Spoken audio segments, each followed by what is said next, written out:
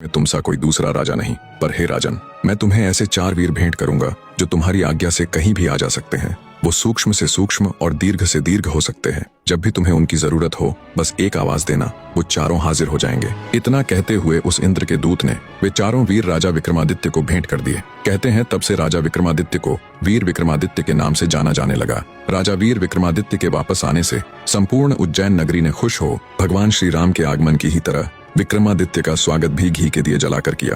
पूरे राज्य में हर तरफ खुशियों का माहौल था। उज्जैन की प्रजा एक बार फिर से अपने चहीते राजा विक्रमादित्य को पाकर खुश थी। महान राजा विक्रमादित्य की जीवन गाथा का किस्सा सुनाकर राजा भोज से कहती है, हे राजा भोज, क्या तुम्हारे अंदर है इतनी क्षमता कि तुम चंद पलों में अपने राज्य को तज कर भक्ति साधना के लिए चले जाओ? क्या तुम्हारे अंदर है इतनी क्षमता कि तुम भगवान इंद्र के दूत को परास्त कर उसे अपना गुलाम बना लो और वर देने के लिए विवश कर दो? क्या तुम्हारे पास भी है राजा विक्रमादित्य की तरह वो 4 शक्तिशाली वीर जो तुम्हारे बस एक इशारे पर तुम्हारे लिए कुछ भी कर दें? अगर है तुम्हारे अंदर भी ये सब खूबियां, तो बेशक तुम इस सिंहासन पर विराजमान हो सकते हो। द्वितीय पुतली चित्रलेखा की बात सुन राजा भोज का मुंह उतर जाता है। विक्रमादित्य के किस्से सुन राजा भोज को खुद पर बड़ी लज्जा महसूस हुई। उन्होंने अपने मन में विचार किया कि वो तो विक्रमादित्य के सामने सच में ही एक तुच्छ मनुष्य है। सच में कितने महान थे विक्रमादित्य, जिन्होंने एक साधु के कहने मात्र से अपना सिंहासन त्याग दिया और राजकाज छोड़कर वर्षों जंगलों में रहकर तप किया। कितने शक्तिशाली थे वो, जिसने देवताओं के भेजे दूत को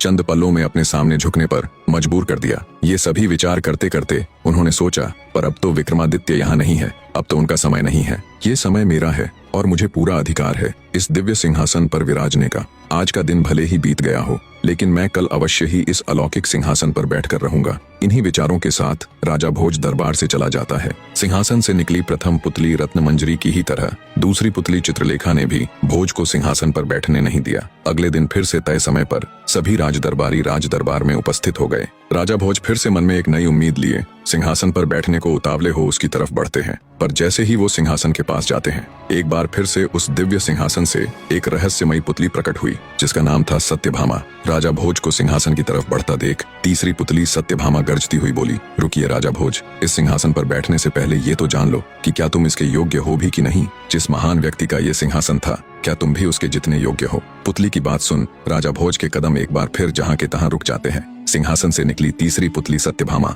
अन्य पुतलियों की ही तरह राजा भोज को वीर विक्रमादित्य का किस्सा सुनाना प्रारंभ करती है। तो सुनो राजन, एक लड़की की नई नई शादी हुई थी। सुहाग रात वाली रात वो सुहाग सेज पर बैठकर अपने पति का इंतजार कर रही थी। तभी कुछ दासियां वहां आई और उसे पकड़कर घर के नीचे बने तल घर में ले गई। नई नवेली दुल्हन दासियों के इस एकदम से किए गए व्यवहार से अचंभित हो गई। उसे कुछ समझ नहीं आया कि ये उसके साथ हुआ तो हुआ क्या। वो कुछ समझ पाती इससे पहले ही उसे पकड़कर लाई दासियां बोली, आपके पति की आज्ञा से आपको जीवन भर इस तल घर में बंद रखा जाएगा। पहले से ही उलझनों में फंसी देवयानी के लिए ये वचन किसी परमाणु बम से कम नहीं थे।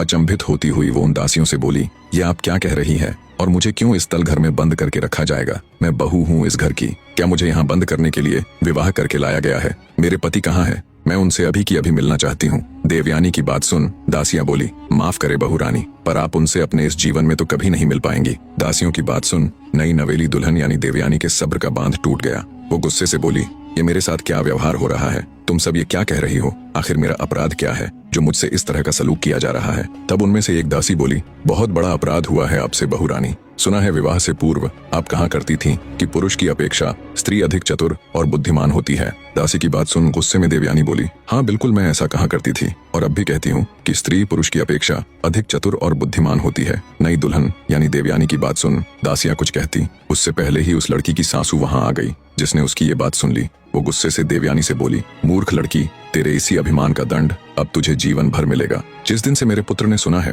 कि तुम लड़की होकर इस तरह की बातें करती हो, उसी दिन से वो हमारे पीछे पड़ा हुआ है और उसने आग्रह किया कि वो तुमसे विवाह करना चाहता है और हमें भी मजबूरी में उसकी बात माननी पड़ी। अब वो तुझे जीवन भर इसी तल घर में बंद करके रखेगा, ये देखने के लिए कि तुम कितनी बुद्धिमान हो, कितनी चतुर हो। ये सुन देवयानी के पैरों नीचे से जमीन खिसक जाती है। स्वतः ही उसकी आंखों से टप टप करके आंसू बहने लगते हैं। आगे उसकी सासू बोली, स्त्री को अपनी मर्यादा का ध्यान रखना चाहिए। जो स्त्री अपनी मर्यादा को उल्लंघने की कोशिश करती है, उनकी यही दुर्दशा होती है। इतना कहकर वो दासियों के साथ वहां से चली जाती है। लड़की के ऊपर तो जैसे दुखों का पहाड़ टूट पड़ा था। वो निर्जीव से शरीर के साथ वहीं माथा पकड़कर बैठ जाती है। वहीं पर उस बेचारी को 2 समय का खाना दे दिया जाता। अपने पति के इस कृत्य से देवयानी बहुत आहत हुई। उसे समझ ही नहीं आ रहा था ये उसके साथ हुआ तो हुआ क्या। अब उसके पास सिवाय रोने और अपनी किस्मत को कोसने के और कोई चारा नहीं था। दिन बीतते गए और जब उस बेचारी के रो रो कर आंसू सूख गए तो देवयानी ने अपने मन में ये प्रण किया कि वो उस दुष्ट आदमी को सबक सिखाकर रहेगी और उसका गुरूर तोड़ते हुए ये सिद्ध करके दिखा देगी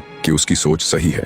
ऐसे ही दिन बीतने लगे। उसने अपने पति को सबक सिखाने के लिए एक योजना बनाई और योजना अनुसार एक दिन उसने खाना देने के लिए आने वाली दासी को किसी तरह राजी कर लिया और उसे एक पत्र देते हुए उस पत्र को उसके पिता के पास पहुंचाने के लिए कहा। दासी ने उसके कहे अनुसार वो पत्र उसके पिता के पास पहुंचा दिया। जब वो पत्र उसके पिता ने पढ़ा तो उसकी आंखें फटी रह गईं, क्योंकि उसका पिता बहुत बार अपनी बेटी की ससुराल उससे मिलने उसका हालचाल पूछने के लिए जा चुका था, पर हर बार उसके सामने कोई न कोई बहाना बनाकर उसे उसकी बेटी से मिलने नहीं दिया जाता। आज पहली बार था जब उसे अपनी बेटी की इस दुर्दशा के बारे में पता चला। उसकी बेटी ने पत्र में अपने पिता को सख्त हिदायत दी थी कि उसे छुड़ाने की बिल्कुल भी कोशिश न करे और न ही ये बात किसी दूसरे को बताए, क्योंकि इतना सब होते हुए भी वो अपनी ससुराल पक्ष या अपने पति की जरा सी भी बदनामी नहीं करना चाहती थी। लड़की ने पत्र में अपने पिता से आग्रह किया कि वो अपने घर से लेकर उसकी ससुराल तक एक ऐसी सुरंग बनाए, एक ऐसा गुप्त मार्ग बनाए जिससे वो जब चाहे अपने पिता से मिलने आ सके। अब लड़की का दुखियारा पिता बेचारा मरता क्या न करता। उसने अपनी बेटी के कहे अनुसार